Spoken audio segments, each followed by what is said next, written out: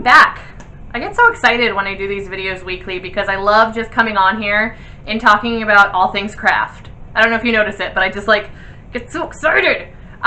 So anyway, so today I thought I would talk about things that you can sublimate on. So I know we've talked about shirts, we've talked about cups. Now let's kind of get creative. I really wanted to go out of my comfort zone, and I had a few people message me say, what else can you sublimate on? We did also talk about phone covers, which is such a cool idea, and I showed you my phone cover that had my logo on it. But I was out shopping and I found some really cute things that I want to try to sublimate on, and some fabric that I want to sublimate on to put on those things. So why don't we just kind of get going on it? And currently right now I'm setting up my new Epson EcoTank. I got the 15,000, which can print the 13 by 19, so I'm psyched about that, and I'll show you where I'm at with the process of that, because it takes a while. So come along, let's go do some crafting. And as always, if you like the video, please like, subscribe, and comment, because I do really enjoy making these videos. So this was the printer that I was working with. That is my Epson EcoTank 2760, which I love. However, it very much limits the size of the paper that I can use. I can only do 8.5 by 11. Please excuse the mess that I've got going on right here, but this is my new EcoTank 15,000. This one can print up to 13 by 19, which for someone like me, I don't have a very good idea of sizes, so I had to kind of compare the two. Okay, so this, let me just pull it out. So this is 8.5 by 11, which is decent. However, when you do print it out, sometimes it'll only print like in this size, so it really limits your size. So what I did was I upgraded my printer, and this is 13 by 19. You can totally obviously see the difference between the two of them. Isn't that fantastic? So now when I want to make like a 30-ounce tumbler, or I'm like holding it like a baby, or if you want to do you know, bigger shirts, this baby will do it. So I went shopping yesterday and I found a couple things that I thought would be so cute to put fabric sublimated images onto. And so the first one was I went to Walmart and I found these cute little hats. They turned out to be $2 a piece. So I got a couple of them. I thought that if I sublimated on fabric, then I could cut it out, glue it on, and put it on the hats, which I thought was super, super cute.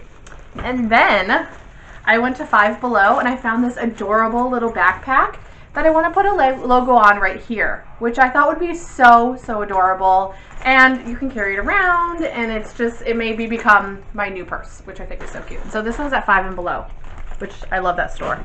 And so then I went to our local fabric store, and this is 100% polyester. And that is what you want to sublimate on. So I thought it would be super cool. I like to say super. Am I saying super a lot? I'm saying super a lot. Deal with it. I would sublimate a image on the polyester, and then I would put it on the backpack and the hat. I've never done this before. I've seen it done a couple times on my Facebook Messenger groups, but I wanted to try it, and it was something that is really inexpensive, other than obviously your sublimation gear. But this was, I think, like $4 or $5 a yard. I got a couple yards. And the backpack was $5 and the hats were $2. And there are lots of things that you can sublimate on. You just have to kind of think outside the box. So let me finish setting up my printer, and then we will get going on putting things on things. Okay, so I printed out two of my images. So this one is my logo that I want to put on the cute little backpack. This one I want to put on my hat. And I did make sure to mirror them because I'm notorious for remembering to do that. And so now what I'm going to do is I'm going to sublimate it on the polyester fabric that I got. And so I have it on my machine. It is ready to go, and I am going to start sublimating it. So all I did was cut out a random size of the polyester fabric, and I'm going to lay these down. It doesn't have to be neat. It doesn't have to be precise, but just put it on there so then that way it'll sublimate on. Generally I would use butcher paper, but I don't have any. I ran out, so I'm just using copier paper. I slid it into my heat press, and I'm gonna press it for 45 seconds on 385. So I just wait until it beeps at me, and hopefully, fingers crossed, I have my image on this polyester fabric. I have never done the polyester fabric. I had seen it done online, and I went into Joann's Fabrics and just found 100% polyester. And generally, you know, with t-shirts and stuff, I try to get the higher polyester count. A lot of my shirts are not 100% polyester, just because I don't find them very comfortable to wear them. So a lot of the times I have a 65-40, 65 polyester, 40% cotton. And I have found that the Gildan Soft Style, as I've mentioned before, are really great shirts. So I got 2, 1, beep. All right, let's pop this up and see how we did. I don't know why that happened, but let's see how this worked out. All right, so let me see. Oh, that turned out surprisingly very well. Okay, so here we are. So now I have my images on my polyester, and what we're going to do now is cut these out, add them to our items. So again, this one is going to go on the backpack, and this one is going to go on the hat. Let's do it. I'm so pleased with how this turned out. Look at how vibrant these are and how beautiful they showed up on this fabric. So what I'm going to do now is I'm going to take my scissors and I'm just going to cut out the images. So then that way we can get to fraying them.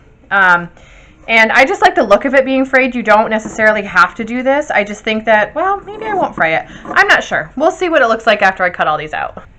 I think for the purpose of the video, I'm going to leave one unfrayed and one frayed. So I'm going to work on this one. This is my logo, and I'm going to fray the edges. And I'm just using my weeding tool that I have from my Cricut machine. So all I'm going to do is I'm just going to score this all the way around and just kind of give it like a, I don't know, a roughed up look. Doesn't have to be perfect. Just cut, oops, don't stab your finger.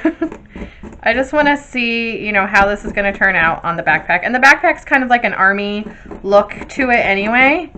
So I'm going to just continue to do this all the way around. And remember, it does not have to be perfect. Make a mess, have fun with it. Because inevitably, like, it's just going to look kind of roughed around the edges. And I really I like that look. So just keep going, keep going. And if you don't have a Cricut tool, you could use, gosh, you could use like a butter knife or a steak knife, just something sharp at the edge. You could use a utility box cutting knife. Just make sure to be careful. Don't cut yourself. That wouldn't be good. Or don't stab yourself like I just did. Because you know what? We want to keep our fingers. All right. So really that didn't take long at all. Kind of gave it a little bit of a rough around the edges. And then when you flip it over, I went and got this. I got this from Michael's. It's called Fray Check, and it's going to stop your fabric from fraying. And so all you're going to do is try to open it. What in the world? There we go. Use a little bit of muscle. And you're just going to go along the edges, just so that, whoops, we got to cut off the tip first. This is a new bottle, as you can tell. And you're going to go along the edges and just make sure, oh my goodness, this is not coming out. Is it coming out now? There we go. And this is just going to stop it from fraying. You do not want this to keep going, because if it keeps going, then you're probably going to have a really big mess, and you're going to be sad that your project that you just worked on now looks like a hot mess. So I'm going to put that on there. I'm going to let it dry, and then we'll come back and we'll put the items onto our projects. So at this point, your fray goo, whatever it's called, I forgot what it's called, fray away, should be dry. So this is what it looks like, and it's all frayed at the top and it's all dry. So now you're ready to put it on your item, whether it be a hat or, look at this cute little backpack. Again, I got that at Five Below. It is so freaking cute. So what I'm going to put it on with is E6000. This stuff, I don't know if you can see that, this stuff will cling to everything, including your fingers. So please be careful. Do not be like the people that put glue on their fingers or their hair. Not going to mention any names, but we've all seen it. Make sure to really get it on there, and don't be afraid, because it's going to seem like it's going to show through, but again, it dries clear, and it's really not going to be an issue. You're going to want to make sure that this stays on your fabric. So I have a whole bunch of it all glommed on there. And I'm going to try and get my pocket as smooth as possible so that it'll stick without any problems. Just make sure it's really flat. And just make sure you don't get anything on your fingers. And you're going to flop it on. And you're going to want to really make sure that it's affixed on there. And you're going to have some that's going to, you know, bubble out, and that's okay. So here it is on the bag. I'm loving this. And you're going to push it down, make sure that it's really stuck on there. And if there's any places that it looks like it's not sticking, just add more glue. It's okay. Oops, my corner just kind of play around with it. Make sure all of your corners are where they need to be. Make sure that it's centered. Like up here, I can tell I'm going to probably need more glue. But there it is. How adorable is this? I love it. So remember, you can do anything that you want with sublimation. That's the really cool thing. And remember this design that we had put on there? Off camera, I put it on a hat. Isn't it adorable? I love this. And this hat was $2 at Walmart. I mean, honestly, you cannot go wrong with trying out new things and trying to discover what works for you. You know, I know that you're going to say, well, if sublimation is so expensive, it can be, it doesn't have to be. So these things that I had put on my bag, yes, I did print them myself, but you can get them online on Etsy, like all of these designs. This design I bought off of Etsy. This one I had made for me, but I added, you know, the TikTok information on there. But there are so many options on there, and so you can go on there and you can print it. And then if you have an iron, you don't have to have a heat press, you can do this on your own and you get really cute results. So remember, you don't have to spend a lot of money. You do have to do your research, like we had talked about last week, to make sure that you're getting a good quality product, but you can put it on just about anything. And I am so excited about these two things that we made today. So this is a quick video. I just wanted to pop on and show you other things that you can do. But get out there and create and have fun. And don't forget to like, subscribe, and comment on this video if you enjoyed it. And show me what you made.